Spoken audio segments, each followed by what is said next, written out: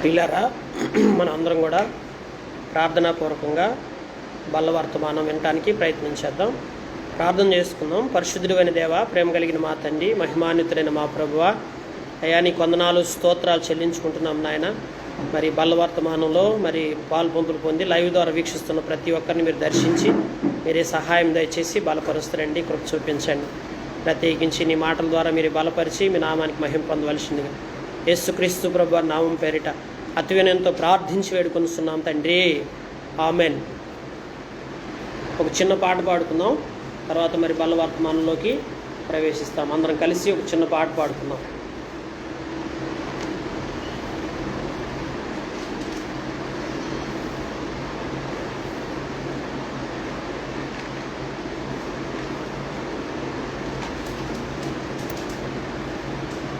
పాట సంఖ్య 590 పాడుకుందాం.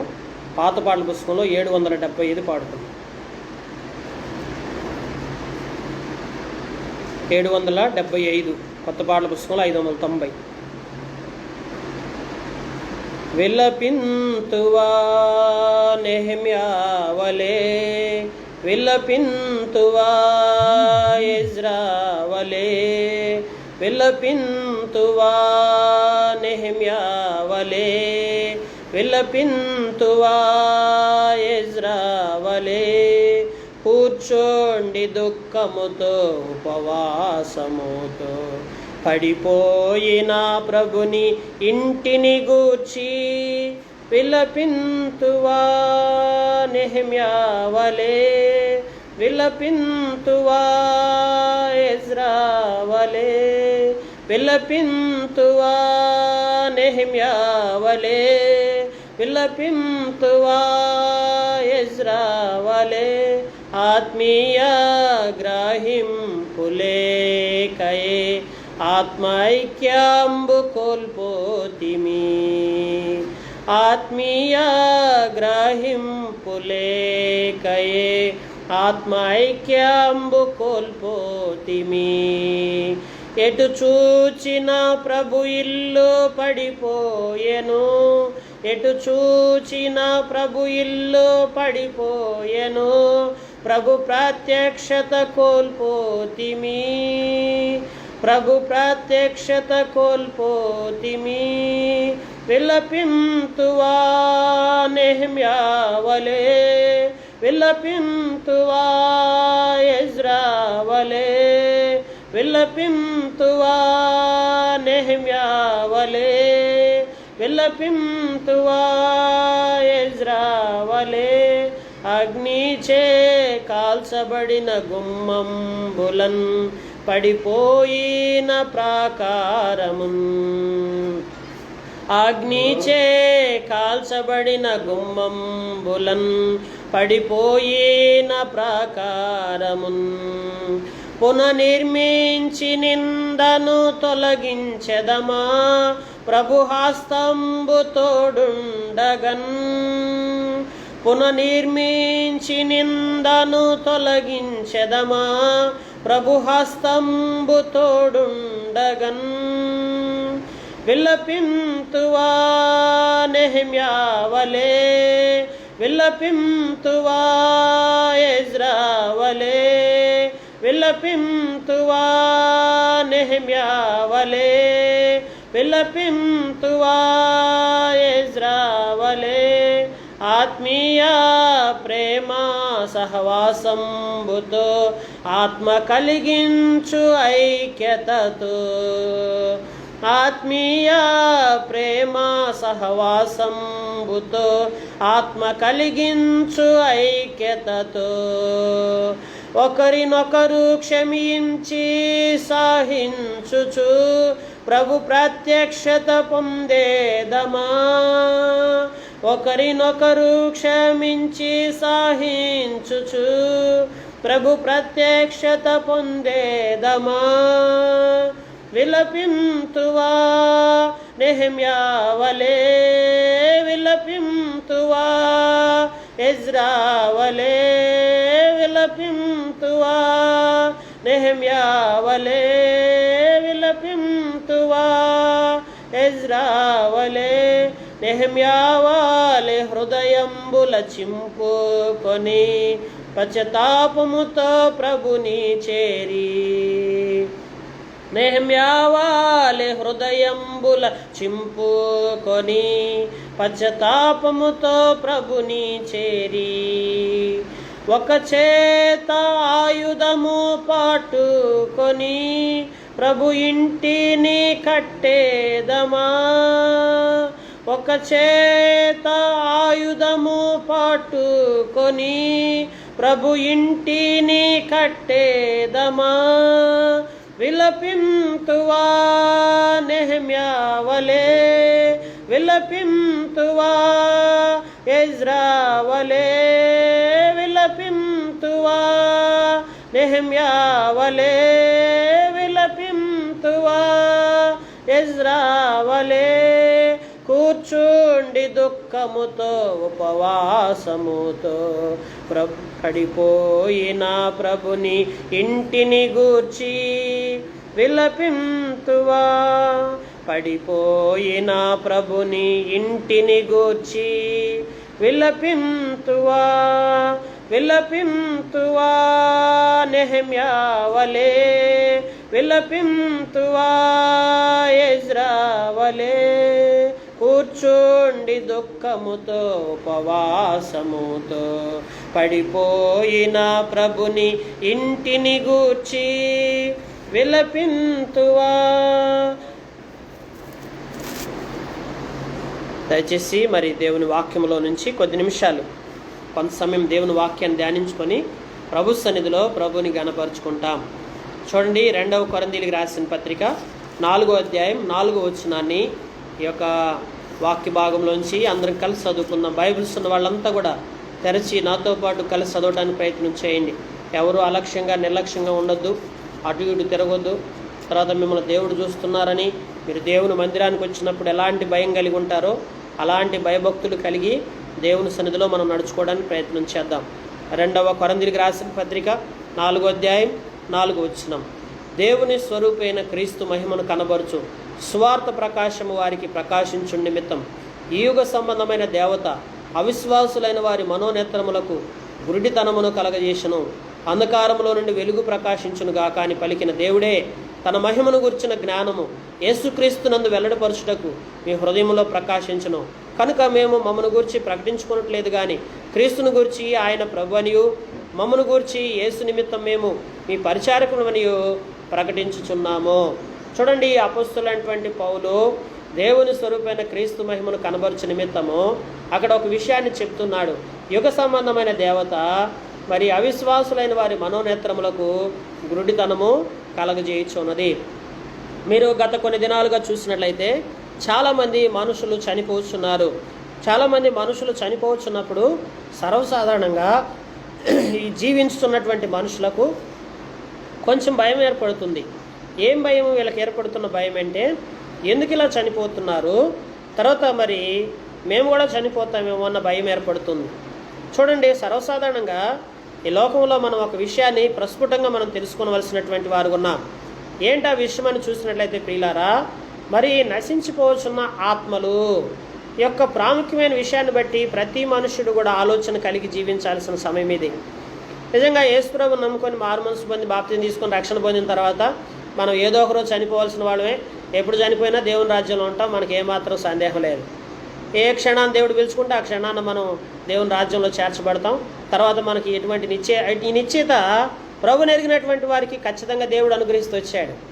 అయితే మరి యేసు ప్రభుని నమ్ముకోకుండా చనిపోతున్న మానవాళి యొక్క సంగతి ఏంటి? వీరినే బైబిల్ వాక్యానుసారంగా బైబిల్ భాషలో ఏమని పిలవచ్చు అంటే నశించిపోతున్న ఆత్మలు. కాబట్టి వీరు ఎందుకు ఇలా నశించిపోతున్నారు? ప్రియులారా, వీరందరూ కూడా దేవుని గుర్తెరగాల్సినటువంటి అనుభవం తెలియక వారు ప్రభువుని సంపూర్ణంగా గుర్తెరగక మారు మనసు పొందకుండా లోకంలో పాపంలోనే జీవిస్తా ఆ విధంగా నశించిపోతున్నటువంటి స్థితిని మనం పరిపూర్ణంగా గమనించవచ్చు. చూడండి, ఏంటి ఇప్పుడు ఈ సమయంలో మరి కరోనా కాలంలో చాలామంది నరకానికి సాతానుడు ఈడ్చికెళ్ళిపోతుంది. చాలా ఆత్మలు నశించిపోతున్నాయి. దినాలు గడిచే కొద్ది రోజుకి కొన్ని వేల మందిని సాతాను ఈడ్చికెళ్ళిపోతుంది. చాలా వేగవంతంగా ఆ యొక్క నరకానికి తీసుకెళ్ళిపోతుంది. ఈ సమయంలో మరి మనం ఏం చేయాలి? ప్రియులారా, బైబిల్ గ్రంథంలో చూసినప్పుడు ఇక్కడ ఒక మాట రాయబడింది. వారి యొక్క విషయమై మనం చేయాల్సిన పని ఏంటంటే, దేని యొక్క వాక్యంలో చూడండి, యుగ సంబంధమైన దేవత అవిశ్వాసులైన వారి మనోనేత్రములకు గురుడితనము కలగజేసెను. అంటే వారి కన్నులకు గురుడితనము కలిగింది. కాబట్టి వారి యొక్క గురుడితనాన్ని తొలగించమని మనం దేవుని సన్నిధిలో మరి దేవునికి మరి మొరపెట్టి ప్రార్థన చేసేవారు ఉండాలి. ప్రభా, ఇంత గుడ్డితనము అయా, ఈ గురుడితనంలో నశించిపోతున్నారు, మరి ఈ ఆత్మల్ని దేవే రక్షించాలని చెప్పి మనం వారి గురుడితనమును నుంచి, వారి యొక్క గురుడితనంలో నుంచి వారి విడుదల పొందుకున్నట్టు వారి కొరకాయ మనం ప్రార్థించవలసినటువంటి వారు ఉన్నాం. తర్వాత మత్తయి సువార్తలు చూస్తే వారి కన్నులు గురుడితనం కలగజేసింది కదా దేవత.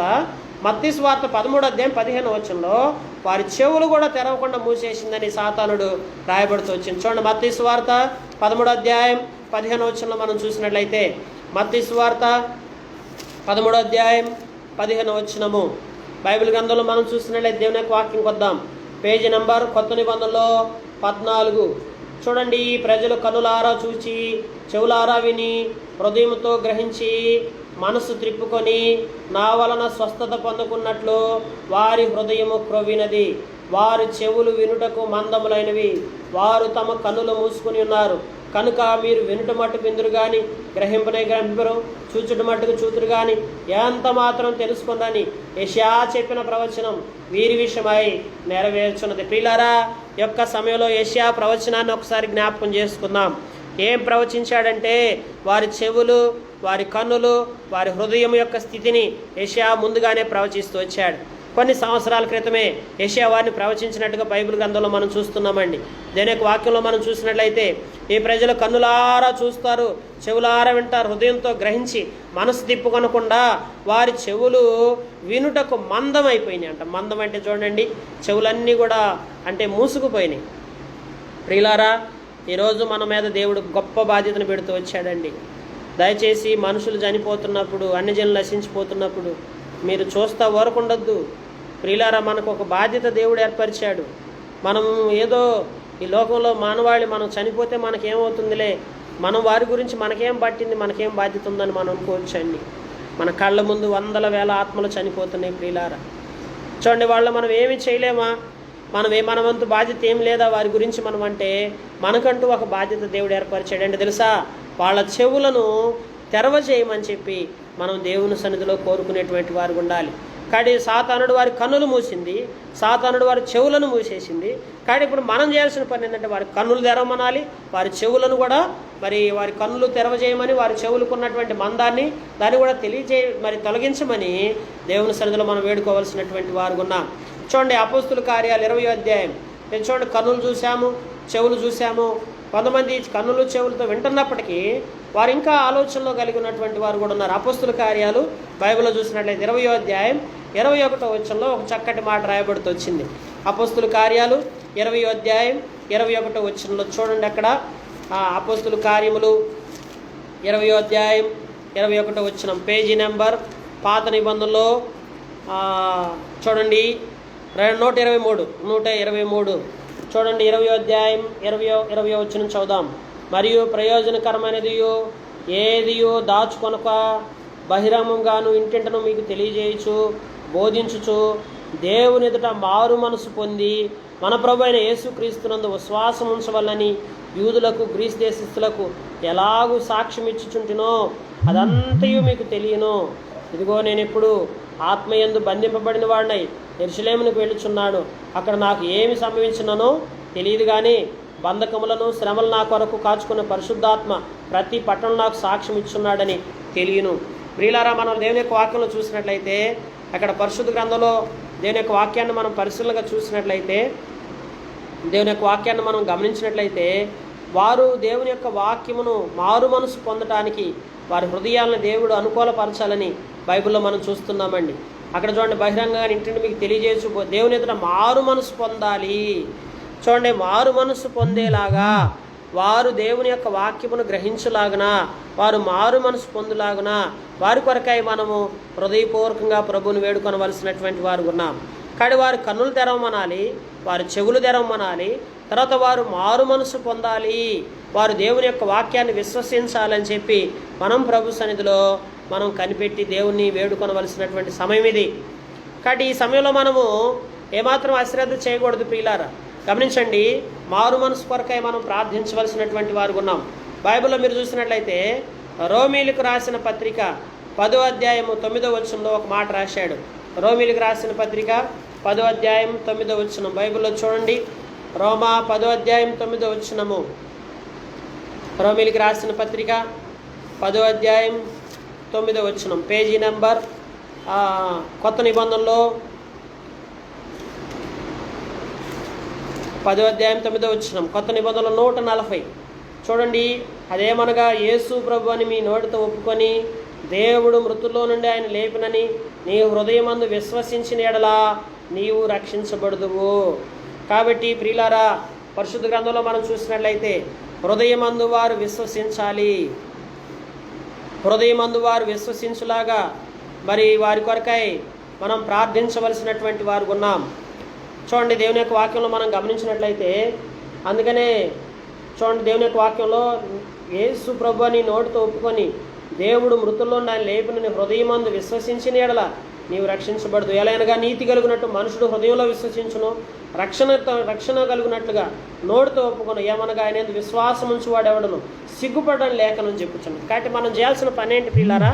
అన్యజనులు చేయాల్సిన పని ఏంటంటే యేసు ప్రభు అని నోటితో ఒప్పుకోవాలి. ఒప్పుకొని ప్రభా నన్ను క్షమించమంటే దేవుడు సహాయం చేసేటువంటి వాడు ఉన్నాడు. నేను ఈ మధ్య మరి ఒక స్త్రీ మరి ఐసీయూలో పెట్టబడుతూ వచ్చింది. ఐసీయూలో పెట్టబడితే ఆమె ఏం చేసిందంటే మరి లాస్ట్లో చివరి క్షణాల్లో మరి తన భర్త మరి ఆ కరోనా వచ్చి ఐసీయూలో ఉండి ఇక మరణానికి సమీపంగా ఉంది, శ్వాస అందట్లేదు. ఆ శ్వాస అందకుండా ఇక అప్పుడు ఆమె ఏం చేసిందంటే కొన్ని మాటలు ప్రార్థన చేసింది. ఆ ప్రార్థన చేసినటువంటి మాటలను వీళ్ళు రికార్డ్ చేస్తూ వచ్చారు. రికార్డ్ చేస్తే ఆమె అంటది, అయ్యా మరి జీవితం అంతా వ్యర్థం చేసుకున్నానయ్యా, సమయం అంతా మరి ధనము విషయాల్లో అలాగే ఏదో సంపాదించాలని ఏదో చేయాలనుకొని నేను మారు మనసు పొందకుండా సమయం అంతా వృధా చేసుకుంటూ వచ్చానయ్యా, నన్ను క్షమించయ్యా మరి ఈ క్షణంలో అని కళ్ళంపు నీళ్ళు పెట్టుకొని బోరున ఏడుస్తుంది ప్రియులారా. నిజంగా ప్రియులారా, గమనిస్తుంటే పౌలు భక్తుడికి ఎంత భారం ఉందో తెలుసా అండి ఈ ఆత్మల విషయంలో. నిజంగా ఆ ఆత్మల విషయంలో పౌలు కలిగి ఉన్న భారాన్ని గురించి నేను ఉదయకాలం చదువుతున్నప్పుడు నిజంగా నాకు కూడా కళ్ళ వెంట నీళ్ళు వచ్చేస్తూ వచ్చినాయి. ఎందుకంటే అండి మరి మనుషుల ఆక్రందన, వారి వేదన, వారిని చూసినప్పుడు వారి జీవితాల్లో ప్రియులారా వారు నశించిపోతున్న స్థితిని మనం గమనించినప్పుడు ఎంత వేదన కలుగుతుంది ప్రియులారా. యేసు ప్రభులోకి వచ్చినాక మనం గొప్ప ధన్యత ప్రభు మనకు అనుగ్రహించాడు. ఈనాడు వారందరూ కూడా నశించిపోతున్నారు, నరకానికి పాత్రులు అవుతున్నారు. కానీ వారి కొరకై మనం ఏం చేయగలగమంటే వారి కన్నులు తెరవమనాలి, వారి చెవులు వారి యొక్క చెవులు మందంగా ఉన్నటువంటి చెవులను దేవుడు విప్పాలని ప్రార్థించాలా. తర్వాత మనం చూసినట్లయితే దేని యొక్క వాక్యంలో చూసినట్లయితే మరి ఆ యొక్క ఆత్మల విషయమై వారు దేవుని యందు విశ్వాసం ఉంచులాగా ప్రార్థన చేయాలా. తర్వాత వారి పాపమంతా నోటితో ఒప్పుకొని సరిదిద్దబడాలని వారి కొరకై మనం దేవుని సన్నిధిలో గోజాడవలసినటువంటి వారు ఉన్నాం పిల్లారా. నిజంగా ఆమె అయితే ఆ యొక్క ఐసీలో మరి అప్పుడు చెప్తుంది, చివరి దినాల్లో మధ్యలో దగ్గుతుంది, మధ్యలో శ్వాస ఆగిపోతూ ఉంది. చివరి క్షణంలో దేవుని విన్నవించుకొని ఈ రాకడ సమయంలో నన్ను కూడా జ్ఞాపకం చేసుకోమని ఆ స్త్రీ ప్రార్థన చేశారు. రైతుగా ప్రాణాన్ని విడిచిపెడుతూ వచ్చింది ప్రియులారా. నిజంగా ఎంత హృదయ విదారకమైనటువంటి నిజంగా ఆ వీడియో మీరు వీలైతే మన గ్రూప్లో పోస్ట్ చేయడం జరుగుతొచ్చింది, మీరు అందరూ కూడా వినండి. నిజంగా ఎంత హృదయ విదారకంగా అనిపించిందంటే నాకైతే చాలా బాధ కలుగుతూ వచ్చింది. ఈనాడు ఎంతమంది ఉన్నారు ఇలాగ పిల్లారా, చాలామంది నశించిపోతున్నారండి. ఈ కరోనా కాలంలో మరణాలు బహుగా సంభవిస్తున్నాయి, ఎక్కడ చూసినా నెమ్మది లేదు, ఎంతోమంది చనిపోతున్నారు పిల్లారా. భారభరితంగా సాతానుడు చాలామందిని ఈడ్చుకెళ్ళి నరకాగ్నిగుణంలో పడవేస్తుంది. మనం ఏమి చేయలేమా? వారిని చూసి యేసుప్రభుని నమ్ముకొని రక్షణ పొందిన ఒక విశ్వాసిగా, ఒక పరిచారకుడుగా, ఒక సేవకుడుగా నీ మీద ఎట్టి బాధ్యత లేదా? దేవుడు నీ మీద ఏమి ఉంచలేదా? నీవేమి చేయాల్సిన పని లేదా అంటే నీవు కూడా ఒక బాధ్యత కలిగి ఉన్నావేంటో తెలుసా? నశించిపోతున్న ఆత్మల యొక్క కన్నులు తెరవమని, వారి చెవులు తెరవమని, తర్వాత వారికి విశ్వాసం దయచేయమని, వారి పాపాలను ఒప్పుకొని సరిదిద్దబడాలని చెప్పి మనం దేవుని సన్నిధిలో ప్రార్థించి దేవుని సన్నిధిలో దేవుని యందు విశ్వాసించేలాగా ప్రార్థించేవారు ఉండాలి. కాబట్టి సువార్తను అంగీకరించే మనసు వారికి దయచేయమని ప్రార్థన చేయాలి.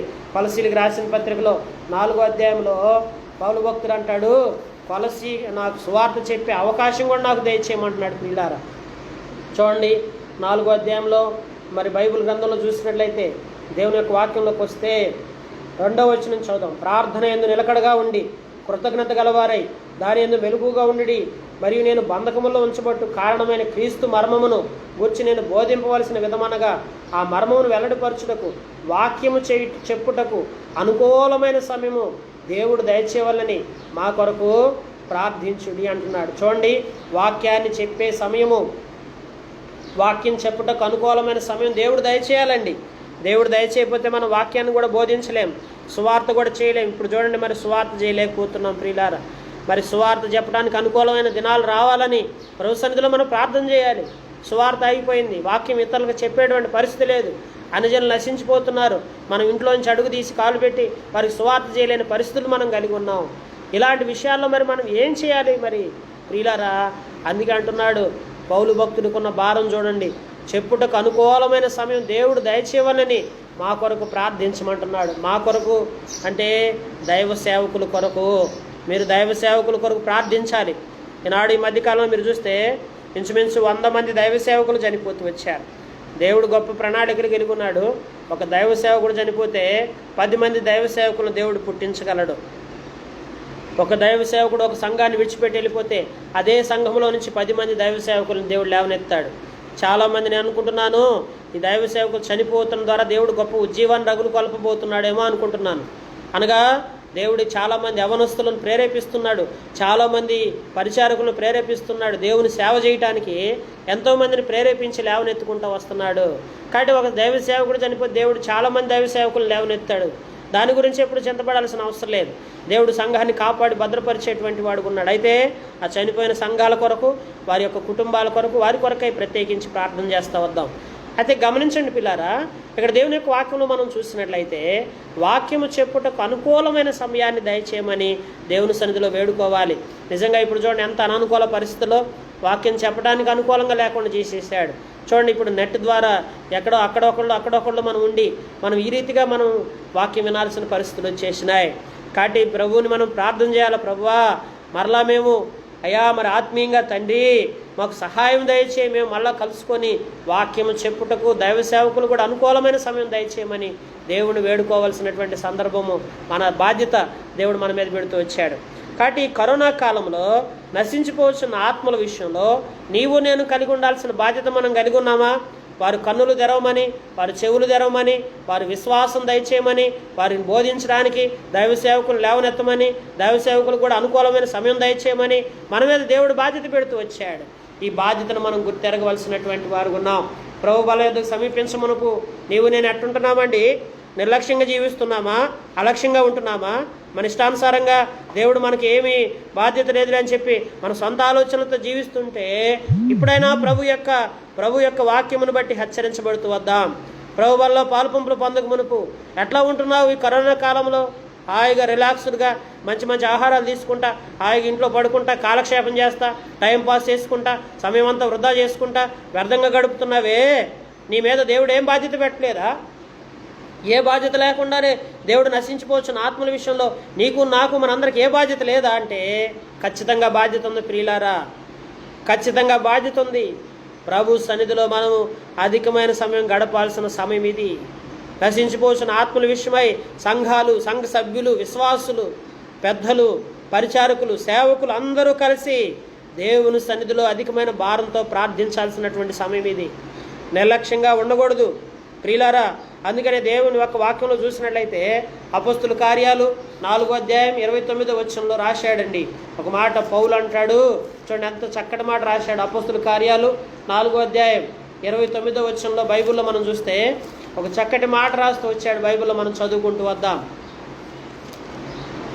అపోస్తుల కార్యములు 4వ అధ్యాయం 29వ వచనం, పేజీ నెంబర్ కొత్త నిబంధనలో 106, 4వ అధ్యాయం 29వ వచనం. ప్రభువా, ఈ సమయమందు వారి బెదిరింపులు చూసి రోగులను స్వస్థపరచుటకు నీ పరిశుద్ధ సేవకుడైన యేసు నామము ద్వారా సూచక్రియలను మహత్కార్యములు చేయుటకు నీ చేయి చాచి ఉండగా నీ దాసులు బహుధైర్యముగా నీ వాక్యమును బోధించినట్లుగా అనుగ్రహించుము. వారు ప్రార్థన చేయగానే వారు కూడి ఉన్న చోటు కంపించును. అప్పుడు వారందరూ పరిశుద్ధాత్మతో నిండిన వారై దేవుని వాక్యమును ధైర్యముగా బోధించిరి.